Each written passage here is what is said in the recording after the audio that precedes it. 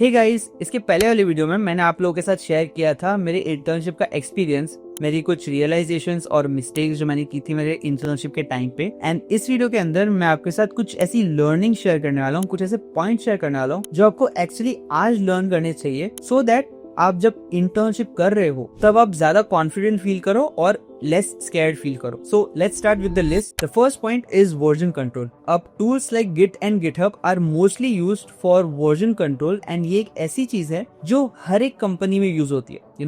वो कोई और टूल यूज कर सकते हैं, गिट लेंस यूज कर सकते हैं या सिमिलर, बट वर्जन कंट्रोल हर कोई यूज करता है बिकॉज उन्हें उनके कोड की हिस्ट्री सेव करनी होती है। What is the difference between Git and GitHub and how to use them?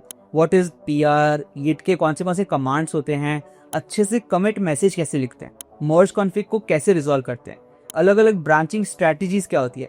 ये कुछ ऐसे पॉइंट्स है जो आप लोग वर्जन कंट्रोल सीखते वक्त समझोगे। एंड अगर आप लोग ये चीजें नहीं सीखोगे तो आप लोग फर्स्ट दिन से ही स्ट्रगल करोगे। There comes the second thing which is actually a process जो आपको अभी से ही फॉलो करना चाहिए सो दैट आपको इंटर्नशिप में शॉक ना लगे। एंड इस पर्टिकुलर प्रोसेस के लिए आपको आपका कोई एक अकाउंटेबल फ्रेंड चाहिए एंड आप दोनों एक दूसरे के पीयर्स हो। आप दोनों एक टेक स्टैक को सिलेक्ट कर सकते हो, बेसिकली रिएक्ट हो गया या कोई भी एक टेक्नोलॉजी टेक स्टैक हो गया जो आप दोनों सीखना चाहते हो, एंड आप उसके फंडामेंटल्स को आपस में स्ट्रॉन्ग कर सकते हो। तो आपको इस टेक स्टैक के अंदर प्रोजेक्ट बनाने हैं, प्रैक्टिकल प्रोजेक्ट्स बनाने हैं। You can create Git repositories and उसकी जो पीआर्स है वो एक दूसरे से रिव्यू करवानी है। That is the main important thing over here. तो अगर आप कोई भी पीआर बना रहे हो, आप खुद की पीआर आपके फ्रेंड को दोगे, आपका जो फ्रेंड है वो आपको देगा एंड आपको उन्हें बताना है कि उनका कोड कैसे इम्प्रूव हो सकता है।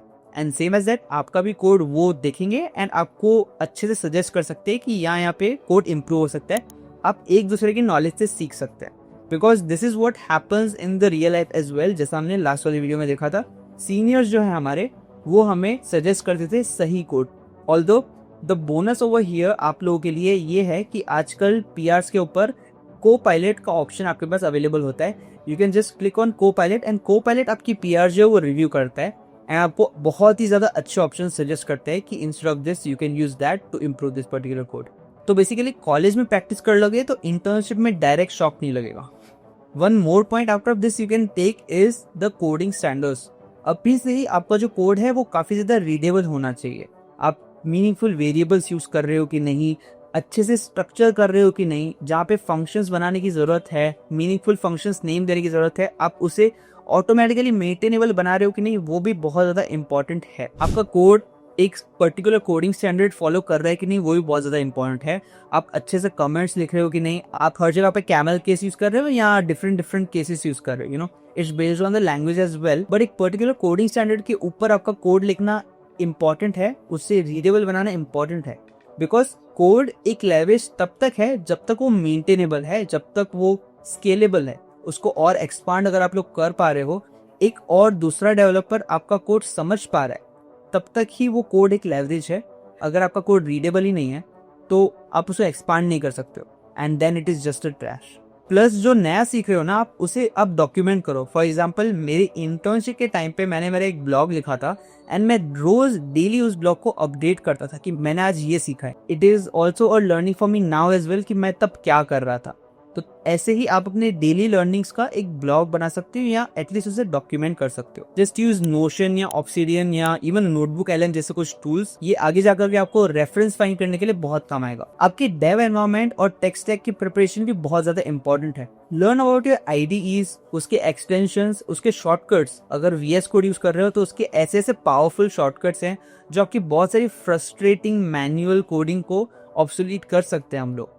Even debugging tools are so important. Like आपके हर एक टेक स्टैक के अलग अलग डीबगिंग टूल्स होते हैं, उन्हें आप टारगेट करो because definitely debugging is something जो आपको करना ही पड़ेगा आपके आगे जाकर के जॉब के अंदर भी। तो अभी से ही अगर आपको डीबगिंग टूल्स आते होंगे then that's your biggest flex. Even documentation create करना काफी ज्यादा important है। Although अभी तो हमारे पास ऐसे LLMs आ गए हैं जो हमें डायरेक्टली आंसर्स देते हैं, बट इवन मेक श्योर कि आप अगर LLMs को भी यूज कर रहे हो, ask them कि आप जो ये अप्रोच सजेस्ट कर रहे हो क्या उसकी एक रेलेवेंट डॉक्यूमेंटेशन लिंक है। Just go to that link as well to verify उनके आंसर्स सही है कि नहीं। कॉलेज के अंदर तो ट्यूटोरियल्स देख करके भी you can just create app but real life के अंदर आपको डॉक्यूमेंटेशन रीड करना पड़ता है। इवन आपका सीनियर जो है वो आपसे डॉक्यूमेंटेशन की रेफरेंस मांगेगा।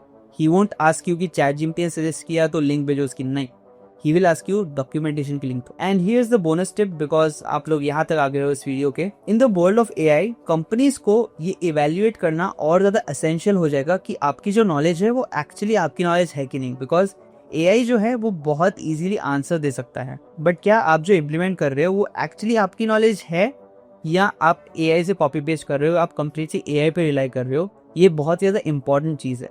वो आपके बेसिक्स को, आपकी डेप्थ को काफ़ी अच्छे से देखना चाहेंगे। आपके जो अप्रोचेस हैं एक्चुअली आपकी नॉलेज के बेस पे हैं, आपकी टेक्निकल डेप्थ के बेस पे है कि नहीं, वो ये सारी चीज़ें बहुत अच्छे से इवेल्युएट करना जानेंगे। तो definitely we can use AI to speed up our work, but जो फंडामेंटल्स है उसकी नॉलेज काफ़ी अच्छे से हमारे पास होनी चाहिए। इसके रिलेटेड हमने एक फुल लेंथ वीडियो बनाया हुआ है title as skills to learn in the AI era. Do check that video out over here and I will meet you in that.